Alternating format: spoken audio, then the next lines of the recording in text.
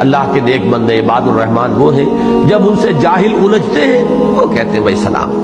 یعنی فرض کیجئے کسی نے آپ سے بات شروع کی، آپ نے بھی اپنی بات اس کے سامنے رکھی، لیکن آپ کو محسوس ہو گیا یہ سمجھنا نہیں چاہ رہا، یہ الجھنا چاہ رہا ہے، یہ خامخواہ کو بحث کے اندر مجھے الجھانا چاہ رہا ہے، اس کی نیت جو ہے بات سمجھنے کی نہیں، تو فوراً بجائے اس کے کہ آپ بھی اب لٹا پیر رہے اس کے ساتھ اور جیسے اس کا پارا چڑھے آپ کا بھی پارا چڑھنا شروع ہو جائے، تو اس کا حاصل کچھ نہیں، نقصان ہے، اس سے فائدہ کچھ نہیں ہوگا، نقصان پہنچ جائے گا. اس لیے فوراً جیسے ہی محسوس ہو